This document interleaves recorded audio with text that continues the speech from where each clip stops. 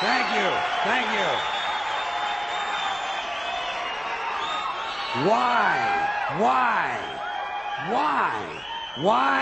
Why is it that most of the people who are against abortion are people you wouldn't want to fuck in the first place, huh?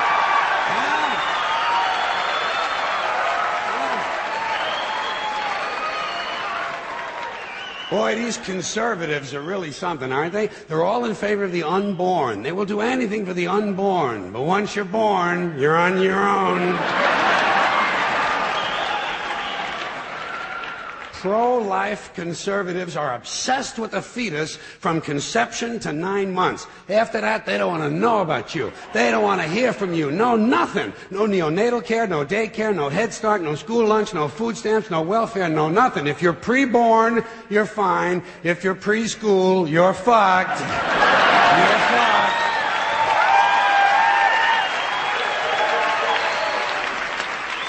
Conservatives don't give a shit about you until you reach military age. Then they think you are just fine, just what they've been looking for. Conservatives want live babies so they can raise them to be dead soldiers. Pro-life.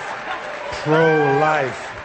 These people aren't pro-life, they're killing doctors. What kind of pro-life is that? What, they'll do anything they can to save a fetus, but if it grows up to be a doctor, they just might have to kill it? They're not pro-life. You know what they are? They're anti-woman. Simple as it gets. Anti-woman. They don't like them. They don't like women. They believe a woman's primary role is to function as a broodmare for the state. Pro-life. You don't see many of these white anti-abortion women volunteering to have any black fetuses transplanted into their uteruses, do you? No, you don't see them adopting a whole lot of crack babies, do you?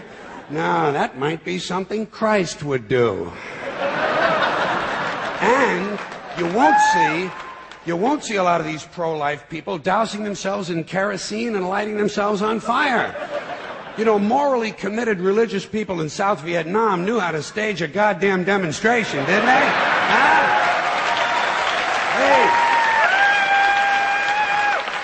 Hey. They knew how to put on a fucking protest. Light yourself on fire! Come on, you moral crusaders, let's see a little smoke to match that fire in your belly. Here's another question I have. How come when it's us, it's an abortion, and when it's a chicken, it's an omelet? Wait.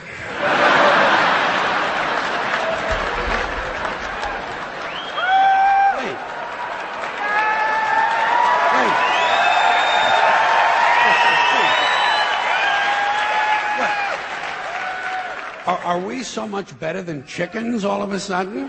When did this happen, that we passed chickens in goodness? Name 6 ways we're better than chickens. See, nobody can do it. You know why? Because chickens are decent people. You don't see chickens hanging around in drug gangs, do you? You don't see a chicken strapping some guy to a chair and hooking up his nuts to a car battery, do you? When's the last chicken you heard about came home from work and beat the shit out of his hen? Huh?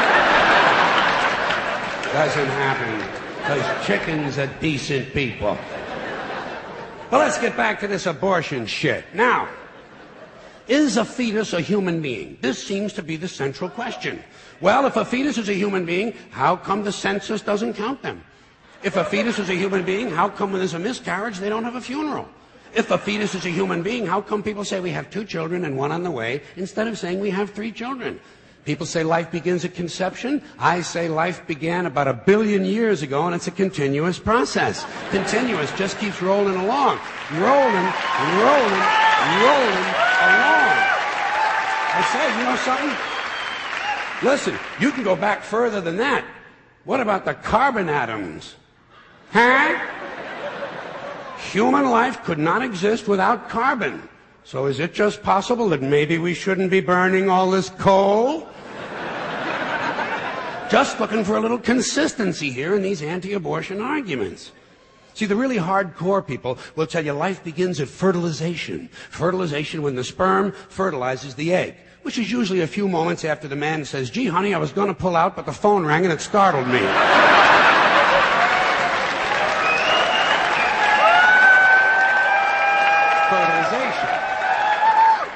But even after the egg is fertilized, it's still 6 or 7 days before it reaches the uterus and pregnancy begins. And not every egg makes it that far. 80% of a woman's fertilized eggs are rinsed and flushed out of her body once a month during those delightful few days she has. They wind up on sanitary napkins, and yet they are fertilized eggs. So basically what these anti-abortion people are telling us is that any woman who's had more than one period is a serial killer. Consistency. Consistency. Hey, if they really want to get serious, what about all the sperm that are wasted when the state executes a condemned man and one of these pro-life guys who's watching comes in his pants, huh? Here's a guy standing over there with his jockey shorts full of little Vinnies and Debbies, and nobody's saying a word to that guy. Not every ejaculation deserves a name. Now, speaking of consistency, Catholics, which I was until I reached the age of reason,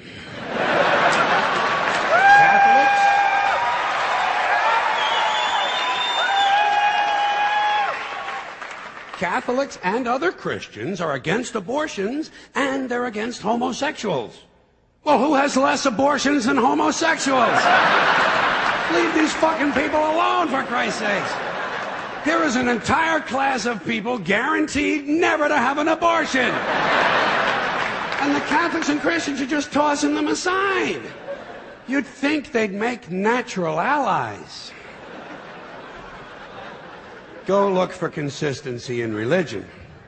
And speaking of my friends, the Catholics, when John Cardinal O'Connor of New York and some of these other cardinals and bishops have experienced their first pregnancies and their first labor pains and they've raised a couple of children on minimum wage, then I'll be glad to hear what they have to say about abortion. I'm sure it'll be interesting. Enlightening, too. But,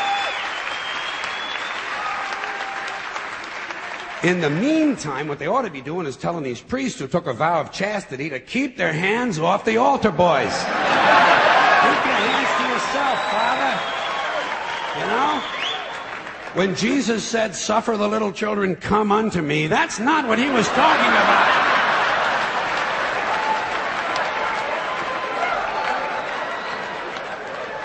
So you know what I tell these anti-abortion people? I say, hey, if you think a fetus is more important than a woman, try getting a fetus to wash the shit stains out of your underwear.